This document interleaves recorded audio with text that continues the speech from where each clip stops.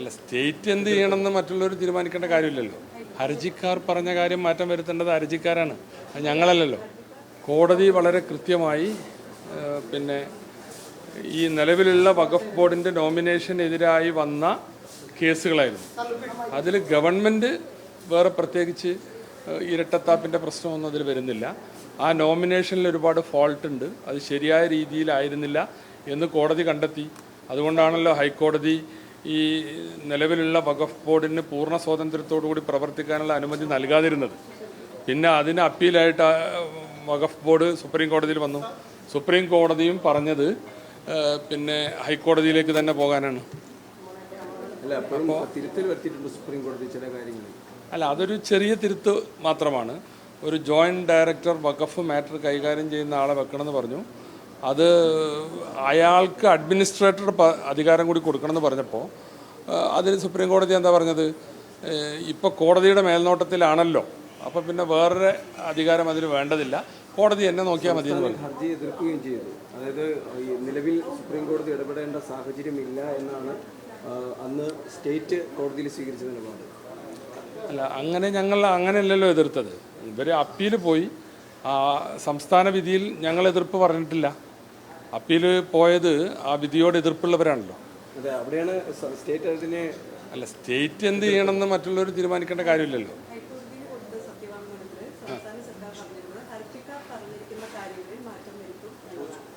ഹർജിക്കാർ പറഞ്ഞ കാര്യം മാറ്റം വരുത്തേണ്ടത് ഹർജിക്കാരാണ്, അത് ഞങ്ങളല്ലല്ലോ. ആവശ്യങ്ങൾ അത് കോടതിയിലിരിക്കുന്ന കാര്യമല്ലേ. കോടതി പറഞ്ഞാൽ ഇപ്പോൾ ആ ഹർജികളിലുള്ള പ്രധാനപ്പെട്ട ആക്ഷേപം എന്താണ്, ശരിയായ രീതിയിലുള്ള നോമിനേഷൻ അല്ല നടന്നിട്ടുള്ളത്, അപ്പോൾ അത് ശരിയായ രീതിയിലാക്കണം എന്നാണ് പറഞ്ഞിട്ടുള്ളത്. അത് ശരിയായ രീതിയിലാക്കണം എന്ന കാര്യത്തിൽ തർക്കമില്ല. എന്നാൽ അവിടെ ഒരു പിന്നെ ഈ സെക്ഷൻ 14 വരുന്ന ഒരു 2 നോൺ മുസ്ലിം അപ്പോയിൻമെൻ്റ് ഉണ്ട്. ആ കാര്യത്തിൽ ബഹുമാനപ്പെട്ട സുപ്രീം കോടതി മുമ്പാകെ തമിഴ്നാടിൻ്റെ കേസ് പെൻഡിങ് ആണ്. അപ്പോൾ അതിൽ ഞങ്ങൾ സ്വമേധയാ നടപടിയൊന്നും എടുക്കാൻ പോകുന്നില്ല. സുപ്രീം കോടതി പറയട്ടെ എന്താണ് അതിൽ ചെയ്യേണ്ടത്. എന്ത് അല്ല, ഹൈക്കോടതിയിൽ കൊടുത്ത സത്യവാങ്മൂലത്തിൽ ഞങ്ങൾ എവിടെയും ഇത് വെക്കാമെന്ന് പറഞ്ഞിട്ടില്ല. ഇന്ന് കോടതി ചോദിച്ചല്ലോ, നിങ്ങൾ ഈ 2 ആളെ വെച്ച് തീർക്കാൻ തയ്യാറാണോന്ന്. ഇല്ല, ഞങ്ങൾ തയ്യാറല്ല എന്നാണ് സ്റ്റേറ്റ് ഗവൺമെൻറ് പറഞ്ഞത്. പിന്നെ ഇവിടെ ദുർവ്യാഖ്യാനം ചെയ്യുന്നത് എന്താണ്, സെക്ഷൻ 14 പാലിക്കാൻ ഗവൺമെൻറ് ഒരുക്കമാണ്.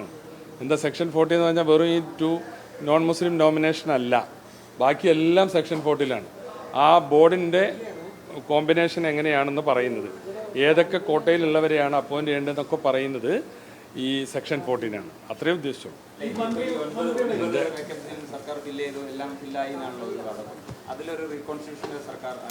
അല്ല, ഞങ്ങൾ ഫില്ല് ചെയ്തതല്ല, കഴിഞ്ഞ ഗവൺമെൻറ് ചെയ്താണ്.